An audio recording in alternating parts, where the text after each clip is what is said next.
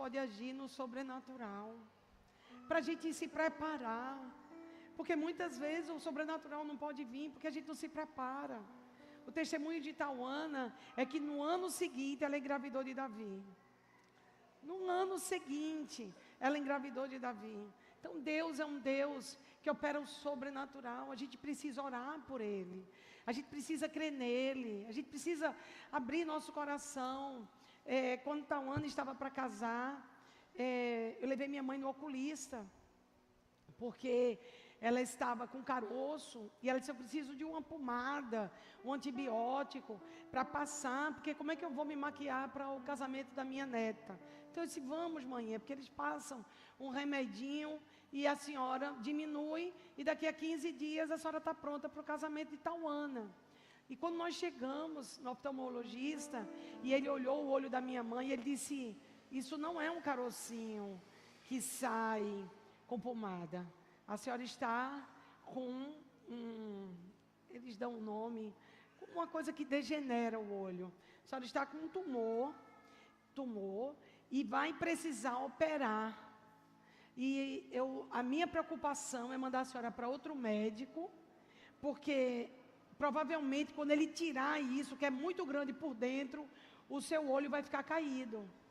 Porque quando tirar, vai mexer nessa parte e seu olho vai ficar caído. Então eu vou passar a senhora para um cirurgião. Eu corri no outro dia, levei minha mãe para o cirurgião, e quando chegou no cirurgião, ele disse, tem que marcar urgente para a gente mexer. Eu disse, mas tem um casamento, então a senhora venha depois do casamento, mas venha com urgência, porque ele é muito grande por dentro. E voltamos para casa, eu disse, meu Deus, um período de casamento, um período de alegria, e eu estou com essa dor, porque o que dói na minha mãe, dói em mim, né? Eu estou com essa dor, Senhor, de ver minha mãe nessa situação. E eu comecei a jejuar, orar, clamar. Gente, quando passou o casamento, eu corri para levar minha mãe para o cirurgião, para marcar a cirurgia. E quando nós chegamos lá, não tinha mais nada. Eu estou dizendo isso para encorajar vocês. Eu estou dizendo isso para vocês começarem a abrir um espaço na vida para que os milagres aconteçam. Eu estou dizendo isso, que Deus é um Deus de sobrenatural. Deus é um Deus de sinais. E esses dias, orando, né, a gente também está com um querido aqui da igreja, que está interno, que é Almante, eu sempre erro o nome dele, por isso que eu chamo ele de Júnior. E a gente hoje, pastora Fátima e pastor Romero levaram a ceia para ele. Sexta-feira eu e Fofinho estivemos com eles também.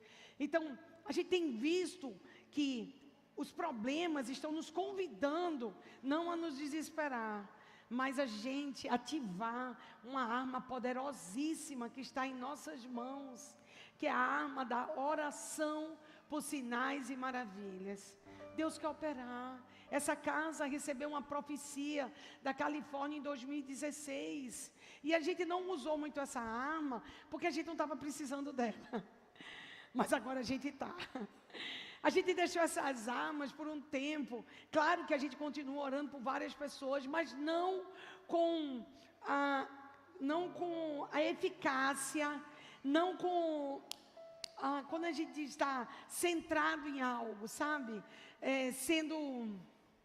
Guga usa muito isso. Eu ia dizer, Guga usa muito isso, e ele mesmo me deu. Como Guga diz, seja intencional. Seja intencional nesse chamado. Então, eu sei que muitos de nós, depois da pandemia, a gente começou a lidar com algumas situações. A gente tem contado milagres aqui, em meio às batalhas, milagres. Mas uma coisa que precisa ser mais o DNA da gente. Não uma coisa que a gente guarda na gaveta, mas uma coisa que as pessoas, quando lembrem dessa casa, lembrem que a gente faz isso. Da mesma forma que as pessoas lembram que a gente é um portal espiritual, que a gente é uma casa que reúne pastores de todos os lugares, das conferências, que a gente é uma casa de envio. Pois é, a gente quer ser mais intencional com isso. Até porque é algo que Deus está pedindo. é algo que Deus está falando. E se Deus está falando, Ele vai derramar. Ele está derramando. Ele tem esse lugar aqui. Mas é como uma planta que a gente tem ela na casa, mas a gente não está aguando muito, não está botando muito estrumo, sabe? Não está cuidando tanto para ela desenvolver tudo que ela pode. É como se fosse mais um braço, mas a gente quer fazer musculação nesse braço, para ele ficar bem desenvolvido. A gente quer trazer músculos espirituais para esse ambiente, porque a gente não quer mais ver as pessoas sucumbindo diante de sentenças das trevas. A gente quer que essa verdade do Evangelho, ela seja mais realçada. A gente quer colocar neon nessa palavra. A gente quer colocar um lugar de destaque. Sabe, é como se a gente pegasse esse LED, tirasse ele daqui, botasse em cima do muro e ficasse o tempo todo dizendo quem Deus é e o que Deus faz. Sabe? Quem Deus é e o que Deus faz. Aí esses milhares de carros que passam aqui na frente, todos os dias pudessem contemplar e dizer, Ele faz, então eu quero provar se Ele faz. Por isso que a palavra de hoje é: os sinais seguirão. Porque quando somos curados, nós estamos prontos para curar também. Né? A sogra de Pedro, ela estava enferma, Jesus chegou e Jesus orou por ela, e a Bíblia diz que ela foi curada, e no mesmo instante, ela se levantou para servir. Quantas pessoas não podem servir direito a Deus, porque estão doentes? Quantas pessoas estão com doenças e enfermidades, que a Bíblia separa, né, de doenças e enfermidades.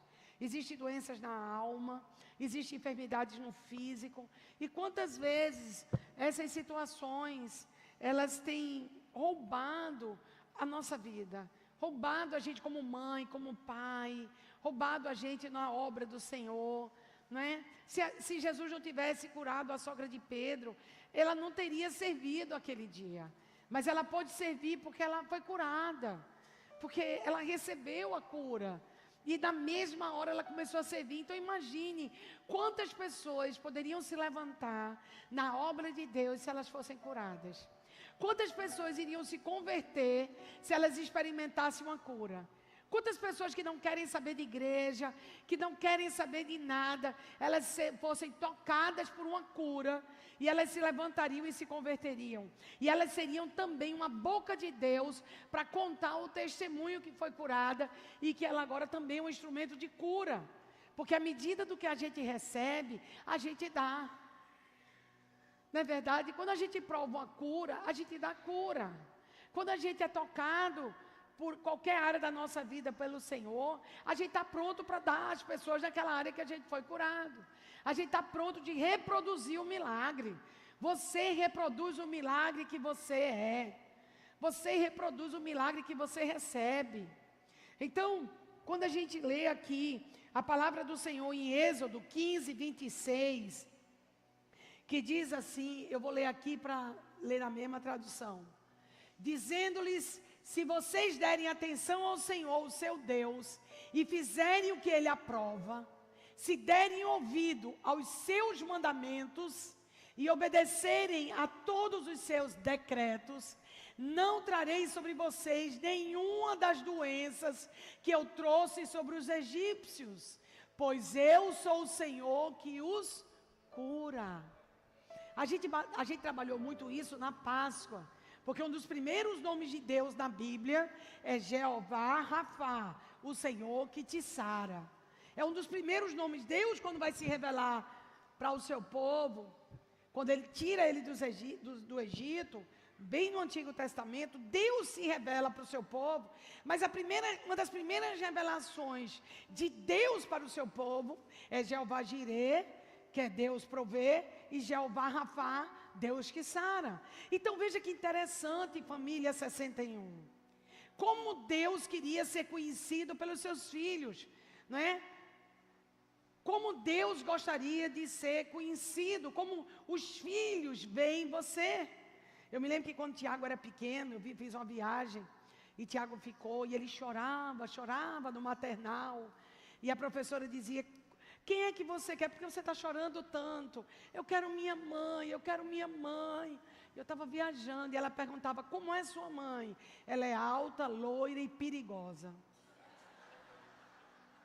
E quando eu cheguei, ela contou aquilo, eu achei uma graça, porque meu filho me via como perigosa, né?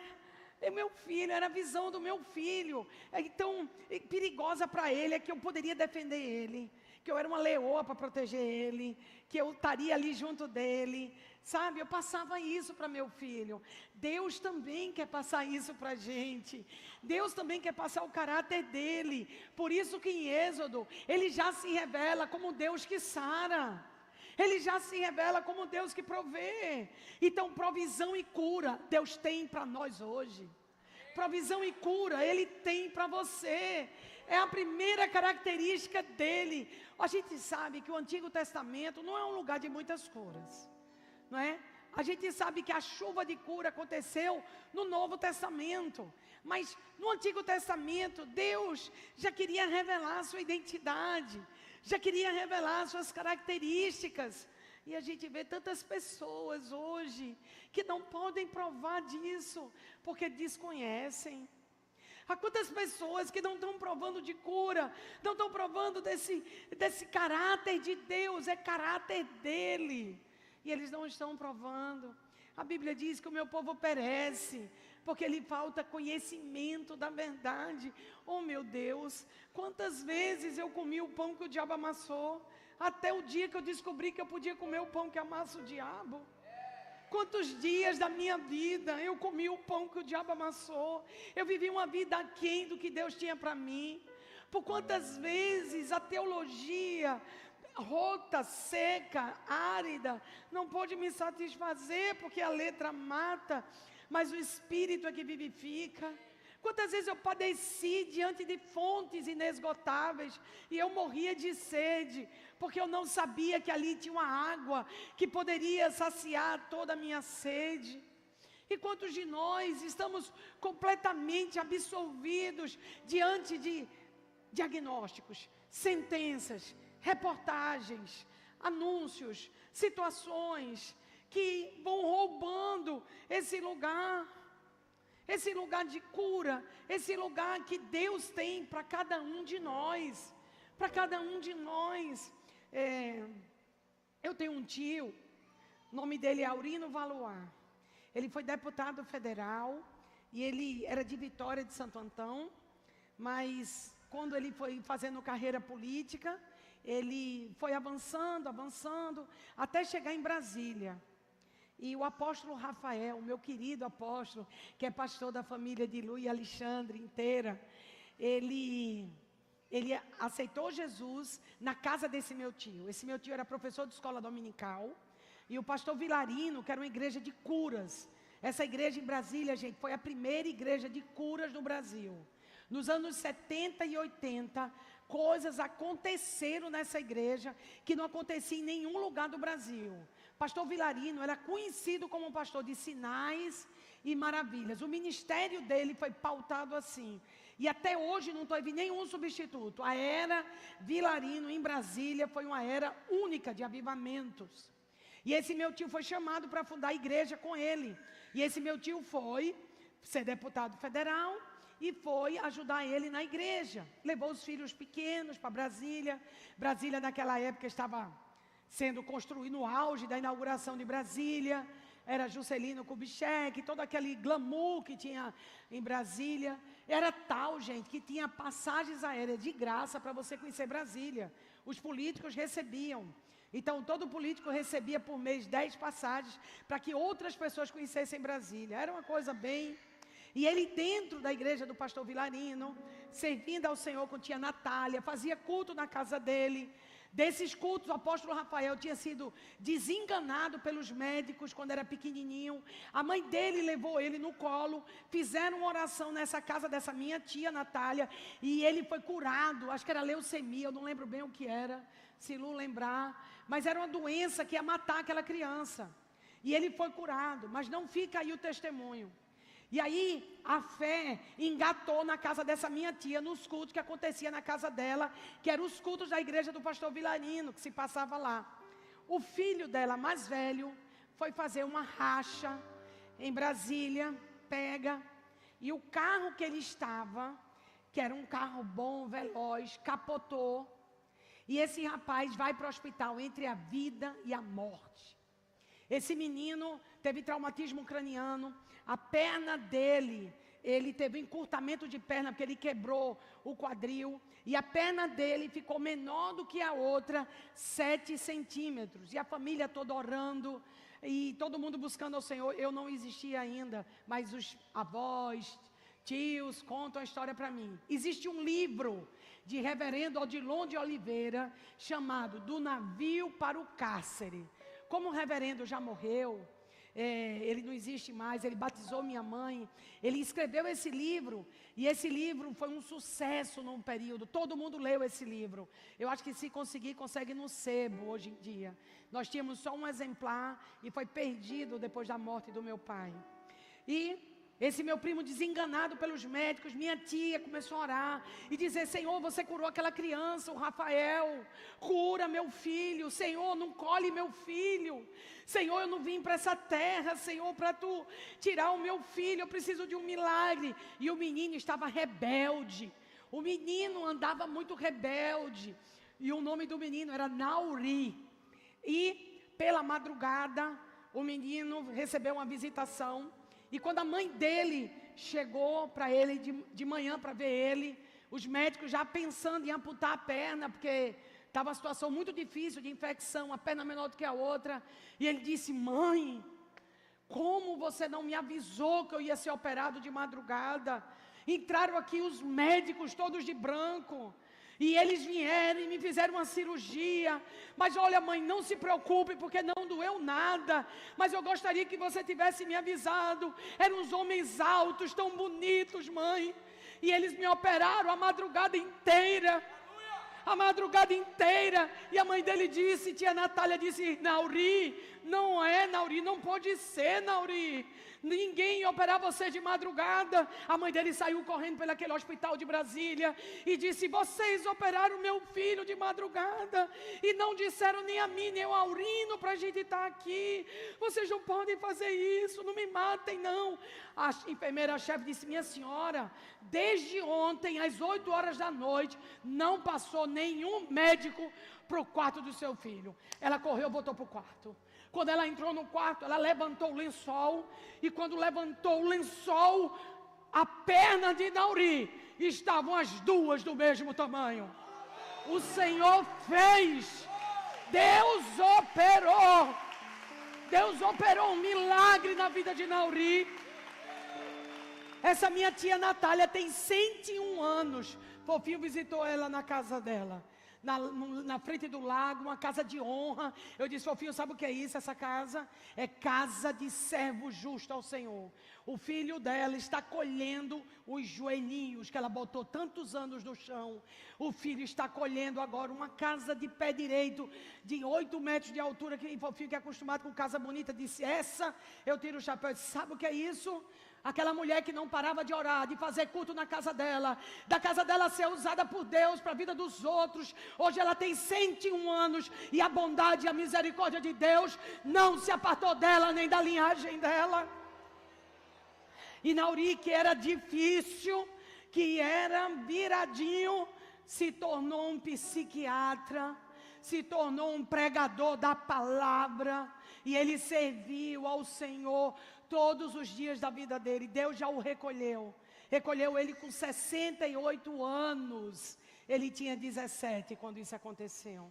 Olha quantos anos Deus deu a Nauri. Você pode dizer pouco, não, foi muito, porque ele deixou um legado. A filha dele casou com o neto do pastor Vilarino, e hoje são missionários nas nações, e o legado de Nauri continua. Eu quero encorajar a fé de vocês hoje. Eu quero provocar a fé. Eu quero hoje que a gente provoque a fé. Eu tenho tantas histórias para contar de milagres. Eu tenho tantas histórias para te dizer, de um Deus que opera, de um Deus que faz, de um Deus que age. O Deus de Êxodo é o Deus que eu vos apresento. O Deus que disse que as maldições do Egito não estariam sobre os seus filhos. Era o Antigo Testamento. Jesus ainda não tinha sido revelado, mas a aliança já estava aí. A aliança já estava estabelecida. Deus tem aliança comigo e com você. Deus tem aliança com a nossa descendência. Um jovem que não conhecia o Senhor, Provérbios 14, 28 diz, eu me lembro que quando meus filhos eram pequenos, eu passava algumas lutas, algumas situações de ameaças, e um dia eu estava viajando e eu clamando, Deus, meus filhos estão lá, não deixa essas ameaças chegarem até eles, não deixa o inimigo vir tirar a paz da minha casa. E eu abro a Bíblia, Deus me dá Provérbios 14, que diz: no temor do Senhor tem o homem forte amparo, e isso é refúgio para os seus filhos. Há um lugar secreto guardado para a nossa geração. Há um lugar secreto guardado para nossos filhos. Há uma aliança que Deus faz, geracional. Deus tem uma promessa e Ele vai cumprir a promessa que nos fez. E quando a gente pega essa palavra e a gente vê Isaías 61:1, tem uma promessa poderosa, messiânica. Isaías 60 até o 66 já é o tempo messiânico. É o tempo que antecede a segunda vinda de Jesus. E aqui em Isaías 61, tão conhecido de vocês por causa do fundamento dessa casa. E eu lhe pergunto essa noite, Deus nos deu acaso essa promessa de Isaías 61? Deus nos deu ao acaso? Não. Deus fundamentou essa casa geracionalmente, porque eu carrego essas histórias dentro do meu ventre. A minha infância foi alimentada com histórias de Deus que cura, que Deus que levanta mortos, Deus levanta coxos, Deus cura cegos. A minha infância foi recheada de palavras, de verdades e de testemunhos. Eu não posso me calar do que eu ouvi e do que eu vi. O Deus que faz. Por isso que Isaías 61 não está aleatoriamente nessa casa. É uma história geracional. É uma preparação para os últimos dias. É uma ativação sobrenatural que carregamos no nosso ventre. Porque Isaías 61 diz: o Espírito do Soberano, o Senhor está sobre mim. O que está sobre você não é a quebradeira, não é o câncer, não é a falência, não é o medo. É o Espírito do Senhor. Porque o Senhor me ungiu. Nós somos ungidos. Nós somos ungidos porque o Senhor me ungiu. Oh, Satanás, escute aqui, adversário. Nós somos ungidos do Senhor. Aramanahase.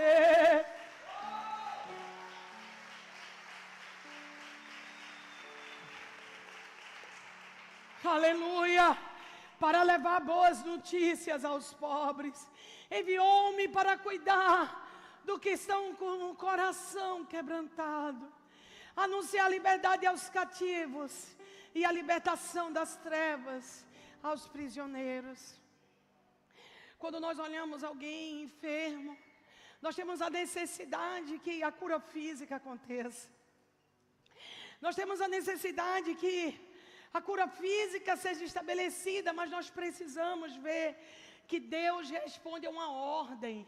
Deus trabalha primeiro com a cura dos corações, com a libertação de quem está cativo, a libertação das trevas aos prisioneiros. Porque a palavra do Senhor diz que o Senhor permitirá que permaneça firme. O Senhor estabelece que o espírito, a alma e o corpo sejam íntegros e irrepreensíveis até a volta do Senhor. Sabe o que ele quer dizer? Antes de chegar no corpo, ele vai tocar no espírito. Algumas pessoas alteram essa parte do versículo e dizem corpo, alma e espírito, mas não é. É espírito, alma e corpo. Às vezes a gente está lutando com a enfermidade no físico, mas essa enfermidade começou nas nossas emoções. Começou na nossa alma. Ela se desenvolveu no medo, se desenvolveu no pavor, em alguma situação que aprisionou, e o corpo começou a responder uma mensagem que sua alma começou a dar. Não é verdade? Quantas vezes a gente envia mensagem para o nosso corpo, que são mensagens negativas, mensagens de destruição, mensagens de situações que vão abalando. E você envia veneno nas suas células, você envia veneno na sua corrente sanguínea, porque nós somos o que pensamos. A Bíblia diz, como o homem imagina na sua alma, assim ele é. Por favor, lá no gabinete, tem uns lencinhos, aqueles rosas. Algum jovem, rapidinho, podia... Não, pastor Ana, algum jovem. Pedrinho. Ana é espoleta mesmo. Traz o lencinho para mim, Pedrinho, por favor, que eu estou com o bigode suando. Então, gente, a gente vai perdendo essa conexão, porque a gente vai aceitando a dor da alma, até que essa alma, ela vai tomando o corpo. Por isso que é tão importante, antes da gente anunciar a cura física, a gente anunciar essa palavra. É importante a gente levar boas notícias aos pobres. É importante a gente cuidar de quem está com o coração quebrantado. É importante a gente ajudar os que estão no cativeiro e libertar os prisioneiros. Do contrário, a cura física acontece. Pode acontecer, mas deixa eu te dizer, se a cura física acontecer, amanhã pode ter outro problema. Mas quando acontece a cura na alma, o físico vai responder à alma. Obrigada, Pedrinho. Obrigada, meu filho. Então, quando a gente precisa, antes de desejar essa cura, porque minha perna pode ficar curada, mas adoecer meu braço. Então a gente precisa experimentar essa cura da unção. A Bíblia diz, em Isaías 10, 27, que a unção quebra o jugo. A unção quebra o jugo. Então, o jugo de escravidão é quebrado com unção. Então, a gente precisa dar mais às pessoas do que elas voltarem a andar. A gente precisa dar mais às pessoas do que elas voltarem a enxergar. A gente precisa dar mais às pessoas do que ser curada de câncer. A gente precisa dar a presença. Porque aí o Espírito vai entrar naquela moradia. O Espírito vai habitar naquele templo. E o Espírito habitando naquele templo, a alma e o corpo vão ser íntegros e irrepreensíveis até a volta de Jesus. O diabo veio para nos aprisionar, família. O diabo, ele trabalha incansavelmente para aprisionar minha vida e a sua. Ele é o ladrão, é o rufião do jardim, é o adversário das nossas almas, é o acusador dos nossos irmãos. Ele é Satanás, ele é Lúcifer, ele é Diabolos, ele é o mensageiro das trevas, que ele vem todos os dias para lançar enfermidade, maus pensamentos, pensamentos de destruição, de morte, de tristeza. A gente acha às vezes que a gente é triste e que Deus está permitindo aquela tristeza. A gente acha espiritual ser triste. Não tem nada de espiritual ser triste, porque o fruto do Espírito é alegria. E células tristes, elas ficam aglomeradas. Células tristes, elas ficam juntas uma da outra. E sabe o que acontece quando células começam a se colar? Câncer. São células tristes. Então, nós precisamos lidar com a tristeza, saber que aquilo não procede de Deus. A gente precisa trazer a alegria do Senhor para cumprir os dias que Deus tem para nós. Nós não sabemos o tempo que a gente vai ficar na terra, porque a gente se preocupa tanto com a pessoa que viva muito ou viva pouco. Gente, a nossa vida não é a quantidade de anos, é o propósito cumprido. A nossa vida é o propósito cumprido. Tem pessoas que podem viver muito e não cumprir o propósito. Tem pessoas que vão viver muito pouco e cumprir o propósito. Mas o propósito é para ser cumprido. Deus tem um propósito para as nossas vidas. Então, voltando aqui, depois de Isaías 61, Nós vamos agora para Isaías 35, que também é uma promessa de Deus. Isaías 35, 6, diz assim, vou ler aqui com vocês, obrigada. Então os coxos saltarão como o cervo, e a língua do mudo cantará de alegria, águas irromperão no ermo, e riachos no deserto. Essa é a promessa de Deus. Os coxos vão saltar como cervo. Deus quer que isso aconteça. Sim, Deus quer que aconteça. O ministério de Jesus foi um ministério de cura. O ministério de Jesus foi um ministério de anunciar cura. O ministério da igreja de Atos, a sombra dos apóstolos, curava. A própria sombra deles passando já trazia cura. A gente precisa libertar os cativos que estão aprisionados, primeiro, numa mentira, que as curas só foram para aquele tempo, não é para agora. Não é verdade? Como a gente acha que curas foi para o período da igreja de Atos? Como a gente pensa muitas vezes que cura é para algumas pessoas e não é para a gente? Como a gente fica com vergonha de orar por cura? Não é? A gente fica intimidado. Eu vou orar, e se a pessoa não ficar curada, como é que eu vou ficar? Como o Fofinho diz, o não a gente já tem, então tenta tudo. Se a gente já tem um não, a gente vai lutar pelo sim, porque Deus só pode responder se houver oração. Se não houver o risco, porque fé é risco. Se você não gosta de arriscar, quer dizer que você tem pouca fé.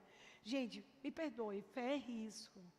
E uma fé, ela precisa ser operante, porque a fé pode ser capenga, pode ser defeituosa, pode ser limitada.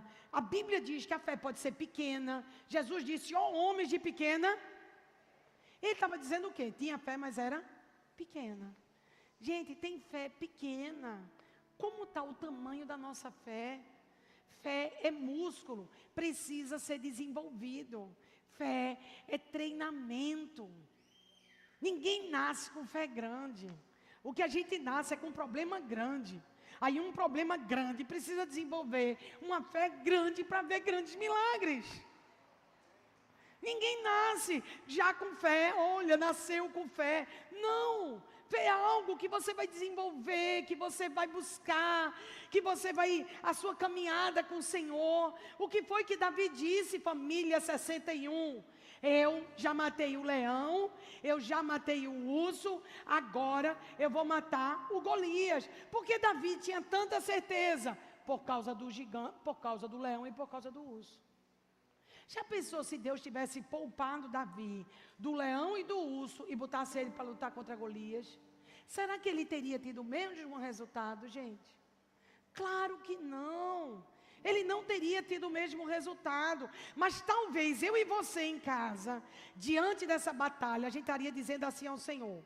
Talvez, não é que é, mas vamos pensar que a gente poderia dizer essa loucura. Senhor, você não me ama mesmo. Tu já me deu aquele problema em 2020. Agora tu me deu esse problema em 2022.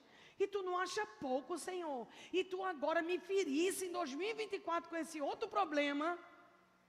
Meu Deus, a gente nunca poderia ser um Davi. A gente não poderia desfrutar do que Davi desfrutou. Porque Davi, em vez de contar os problemas, Davi contou as vitórias.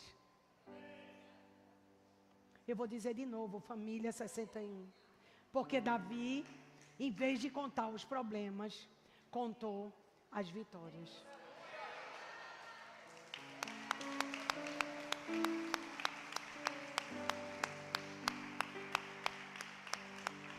A gente estaria desesperado, né, irmão? O leão, o urso e agora o gigante. Davi se convidou para o palco da batalha. Davi não esperou mais. Os outros, o leão e o urso, apareceu no caminho. Davi apareceu no caminho de Golias. O leão e o urso vieram contra Davi. Mas o Golias não, foi Davi que foi contra ele. Será que Deus não está treinando você, ao invés de você correr, para você partir para cima dessa guerra? Não estaria o Senhor desenvolvendo em você uma fé tão grande por causa das experiências do passado, que você pudesse partir agora para o Golias. Davi se convidou para o palco da batalha. Oxalá, se todos nós, da casa do Senhor, fôssemos como Davi, nos convidássemos para lutar as guerras do Senhor.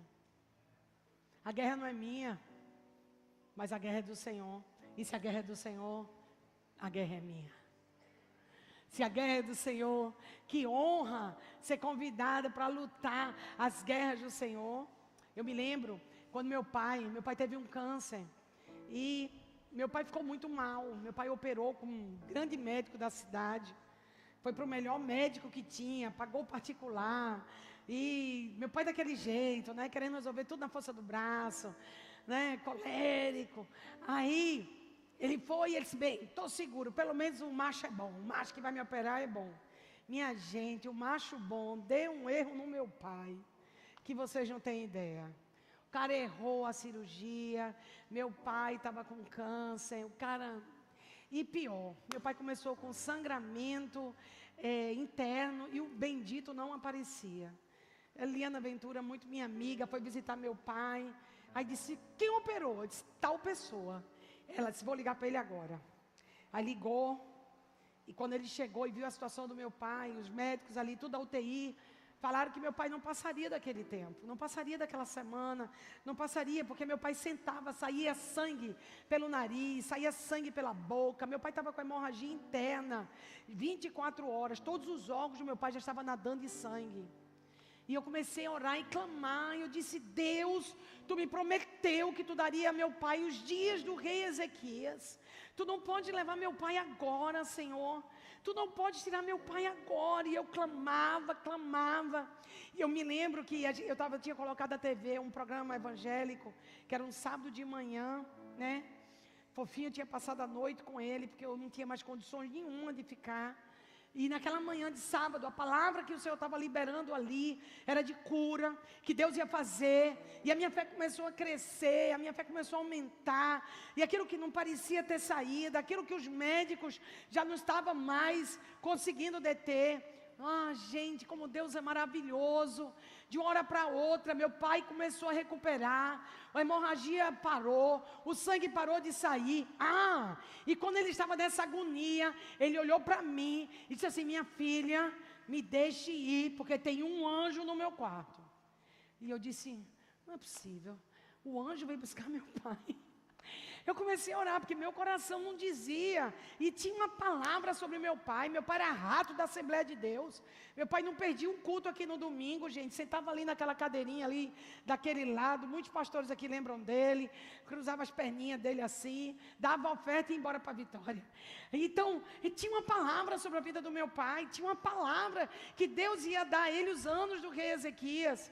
Gente, depois que esse anjo apareceu no quarto, que meu pai viu o anjo... Meu pai viu um anjo no quarto, estancou o sangramento, estancou a hemorragia. Os médicos não sabiam o que dizer, a ciência não sabia explicar.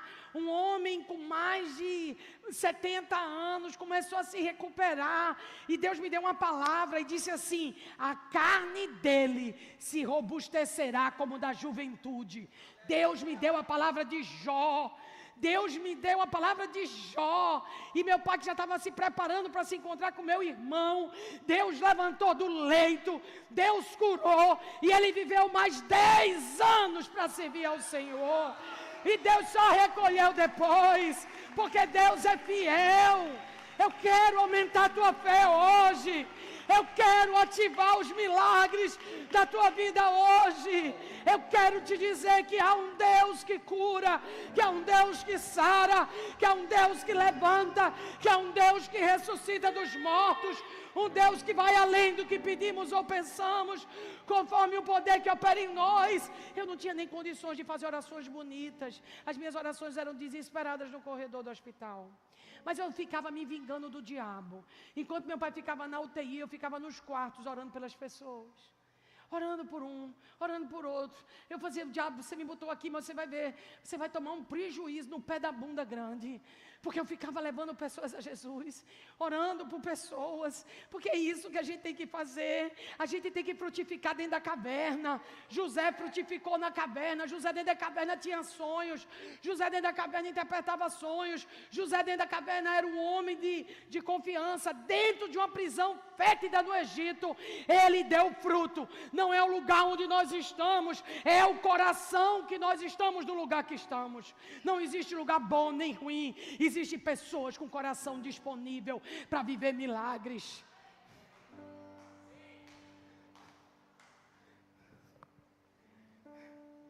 Quando João Batista estava preso, todo mundo tem um dia difícil. Todos nós temos um dia difícil. E João Batista também teve seu dia difícil. E ele começou a ficar em dúvida se Jesus era mesmo o Messias. Até que ele manda perguntar. E aqui em Lucas 7, 21, 22, diz a resposta, se ele era o Cristo ou não era. Olha que poderoso. Naquele momento, Jesus curou muitos os que tinham males, doenças graves. Qual é a doença grave hoje que ele não possa fazer? Será que estamos confiando tanto nas vacinas, nos antibióticos, que esquecemos o Deus de cura? Quando eu morava em Vitória de Santo Antão, gente, eu era pequena. Aí a gente fazia muita coisa aqui em Recife, mas nem toda hora meu pai queria vir para Recife. E principalmente dia de semana, que ele era diretor do Rotary, tinha um cartório. E aí a gente ficava doente, minha mãe fazia, tem que levar para Recife, tem que levar para João Rocha. Meu pai fazia, não vou levar, não vou sair, vai ficar bom aqui mesmo. Poucos médicos, minha mãe fazia, Evódia, os meninos estão doentes, pode vir aqui. Chegava minha tia, do cabelão, da perna cabeluda, do cabelo grande, arrastando as sandálias, com a bolsinha de Jerusalém de pedrinha, umas bolsinhas bem antigas de Jerusalém que tinha, botava lá, abria a Bíblia surrada, e sabe como é que a gente ficava bom? De papeira, de catapora, de tudo. Salmo 46 e tinha voz orando pela gente. A gente não via para Recife não. Sabe por quê, gente? Porque não podia vir. Meu pai disse, eu não posso ir hoje. Não adianta, vai ter que orar, vai ter que fazer alguma coisa aí, chama sua irmã. Meu pai nem crente era, mandava chamar minha tia. Sabe por quê? Porque ele podia não querer ainda Jesus, mas ele já reconhecia o Jesus que operava. E quando a gente não tem saída, não tem antibiótico, não tem vacina, não tem nada, a gente crê. Por que a gente não crê, apesar da vacina e dos antibióticos? Porque o Deus que operava lá na Silva Jardim de Vitória de Santo Antão é o Deus que opera na Beira-Mar 114. Aleluia!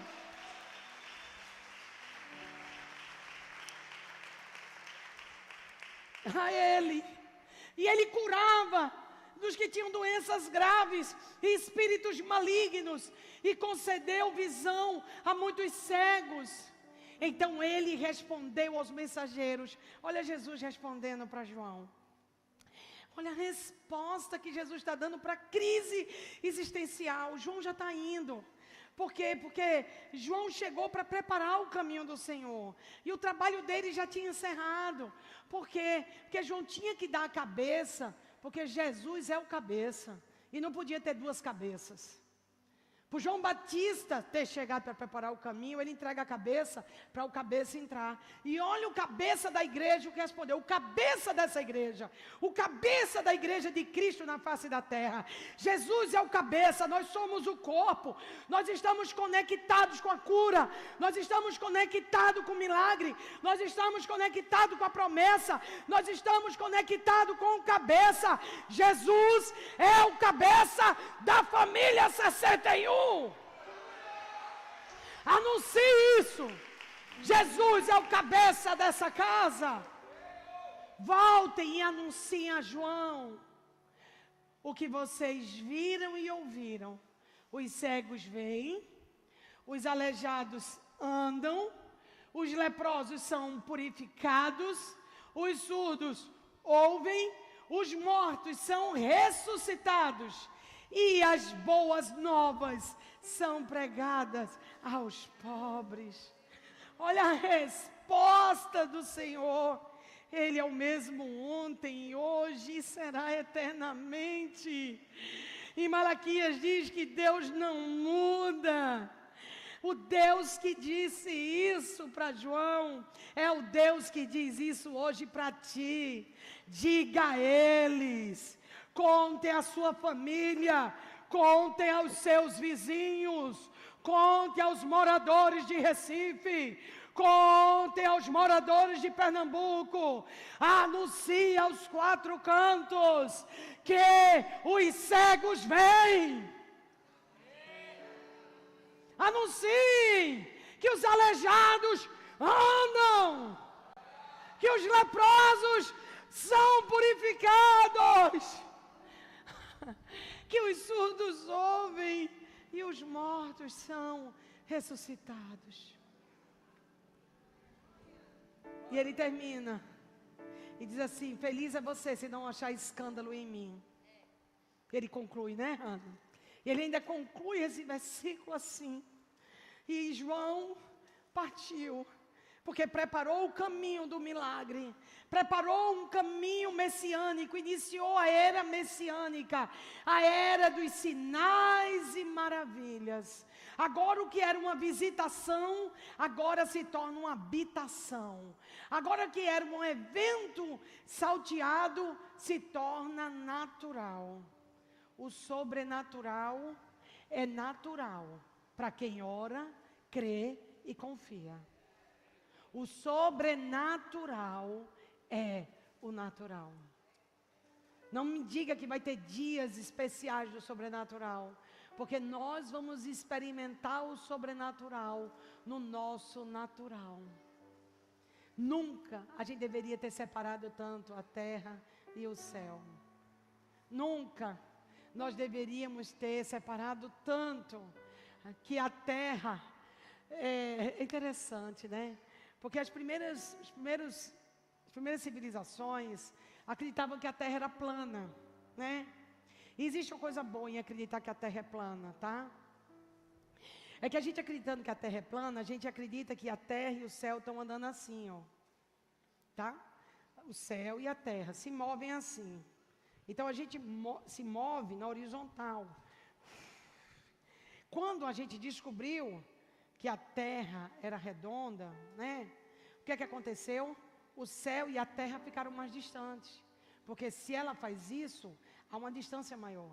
Com esse entendimento científico do homem, o homem começou a distanciar céus e terra.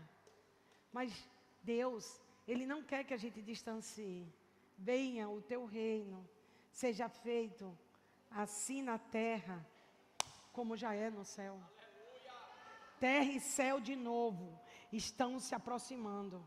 Terra e céu de novo estão ficando juntos, porque os dias se aproximam e a hora chega, e o ministério de Jesus dos últimos dias será de sinais e maravilhas. Há uma atmosfera de milagres para acontecer, há uma atmosfera no céu que quer derramar sobre a terra milagres. Mas aonde estão os que buscam?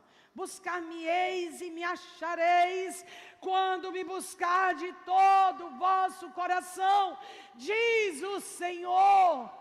Precisamos buscar como se busca água, buscar como se busca respiração, buscar como se busca vida, como se tudo dependesse da sua oração. Família 61! Uau! Uau! Faça disso um apelo, faça disso uma razão de viver. Pessoas que oram e intercedem não perseguem umas às outras, não caluniam, não falam mal, não desistem da igreja, não desiste da mulher, não desiste dos filhos, não desiste do esposo. Quanto mais próximos a gente está de Jesus, mais a gente ama nosso irmão, mais a gente ama os inimigos, mais a gente ama quem nos persegue. As pessoas estão perdendo o amor, porque elas estão ficando longe de Jesus. Jesus está nos convidando para viver uma vida sobrenatural, Jesus convocou você para curar os enfermos. Jesus convocou você para curar os enfermos. E disse-lhe, Marcos 16, 15, 18. E disse-lhe, ide por todo o mundo e pregai o evangelho a toda criatura.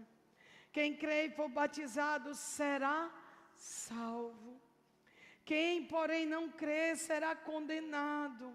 Estes sinais hão de acompanhar aqueles que creem. Estes sinais irão acompanhar aqueles que creem. Estes sinais irão acompanhar aqueles que creem. Em meu nome expelirão demônios, falarão novas línguas, pegarão em serpentes, e se alguma coisa mortífera beber, não lhes fará mal. Se impuserem as mãos sobre os enfermos, eles serão curados. Estes sinais lhe acompanham. Estes sinais acompanham você. Você está andando na rua e sinais acompanham você. Você vai no hospital e sinais acompanham você. Você está num culto, bota a mão em alguém, o sinal sai de você, não em alguém. Os sinais acompanham você. Os sinais estão sobre você. Os sinais não é algo que você vai alcançar. Os sinais não é algo que você vai buscar. Os sinais não é algo de uma conferência que vai acontecer. Está sobre nós. Eu queria chamar o louvor para ficar aqui, todo mundo. Pode subir também quem não está no plantão. Eita Deus. Os sinais acompanharão os que crerem. Os sinais precisam se manifestar na sua vida, já está sobre você. Se você for batizado e você for salvo, os sinais já estão sobre você essa noite. Os sinais já estão sobre você essa noite. Não é algo que virá. Ele disse, os sinais acompanharão os que crerem. Você crê em Jesus? Sim. Você crê que Ele é o Filho de Deus? Sim. Você crê que Ele morreu? Sim. Você crê que Ele ressuscitou? Sim. Você crê que Ele vive? Sim. Você crê que Ele voltará? Sim. Os sinais estão sobre você. Os sinais estão sobre você. Demônios vão ter que sair.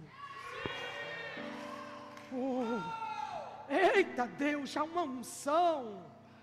Os demônios vão ter que saírem. Atenção cidade, atenção Recife. A família 61 está acordando para o seu destino profético. Palavras proféticas de décadas. Os portões antigos estão sendo abertos. E os sinais vão começar a acompanhar quando vocês saírem pelaquela porta. Aonde vocês entrarem, os sinais estarão se manifestando. Meu filho, o remédio está aqui, o xarope está aqui, o antibiótico está aqui, meu filho. Mas antes de eu lhe dar essas coisas da indústria da farmácia que ficou rica, a indústria farmacêutica que hoje fabrica médicos só para passar remédio, que está mais rica depois das vacinas que matam, eu antes de qualquer coisa, filho, eu vou impor as mãos sobre você. Porque eu não vou dar medicina de homens enquanto eu não ministrar a medicina dos céus. Eita Deus. Oh, remana serema. Erebachere candalabaçou. Tudo é possível aquele que crê. Marcos 9, 23. Tudo é possível aquele que crê. Se podes, disse Jesus, tudo. Ei, família 61, tudo. Catuca teu irmão e diz assim, tudo.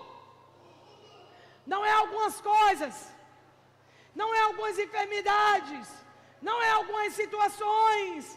Diga a ele, é tudo. É tudo. Essa noite é tudo ou nada. Hoje é tudo ou nada. Ou você abraça essa verdade, ou vem aqui para eu dar baixa na sua carteirinha que eu nunca lhe dei. Pessoal diz, tem carteirinha, para que carteirinha? Nós somos a carta escrita. Eu não preciso de carteirinha, eu não preciso de documento que vocês dão dízimo, eu não preciso de relatório, o relatório é vocês! O relatório é vocês! Vocês são a carta escrita!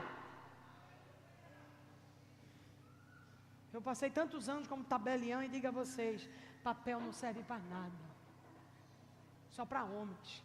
Nós não estamos falando de coisas de homens, nós estamos falando de coisas dos céus, nós estamos falando de coisas de Deus.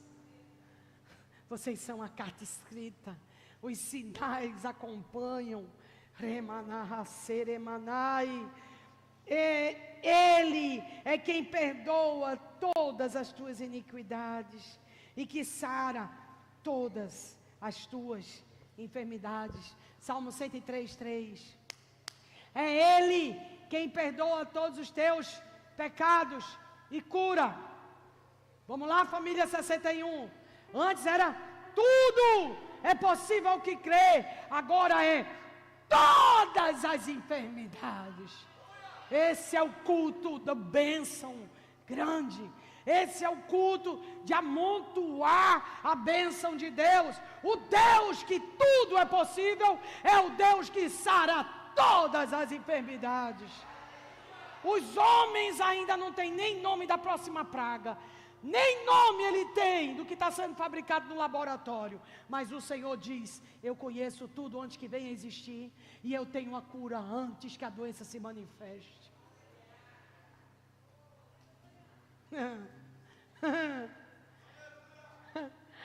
Eu tenho que rir com esse evangelho. Você não fica maluco, não? Eu sou apaixonada. Eu sou apaixonada por Jesus. Não é uma placa, não é um movimento, é uma presença, é uma pessoa. Eu não posso viver sem Ele. Que maravilha que é seguir a Jesus, o Deus que tudo pode, que tudo faz, que tudo cura. Ele está mudando agora alguma situação. Ele está pegando agora uma situação que não tinha saída. Ele está mudando agora. Ele está operando agora, nesse exato momento.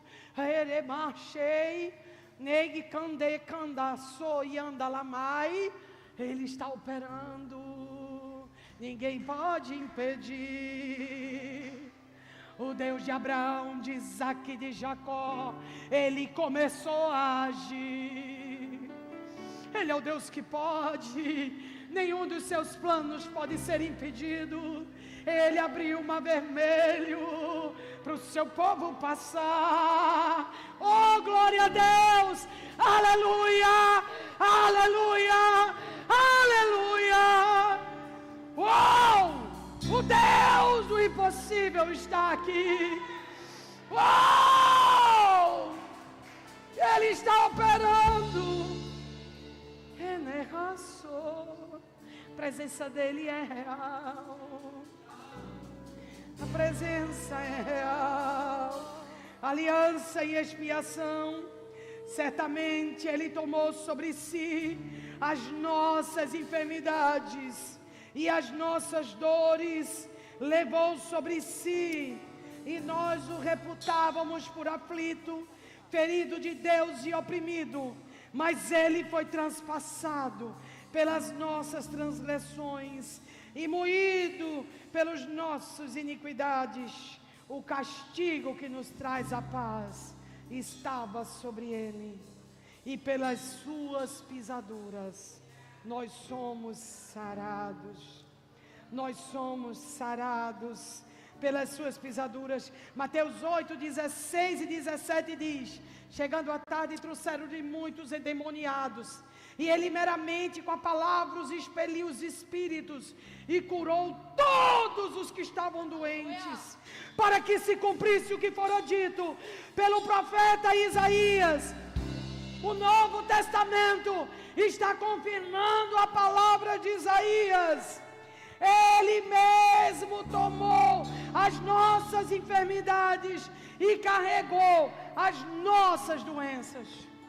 O que é tomar? O que é tomar? O que é que Jesus fez? Mateus 8,16 está confirmando. Vem cá, toma de mim isso aqui, por favor.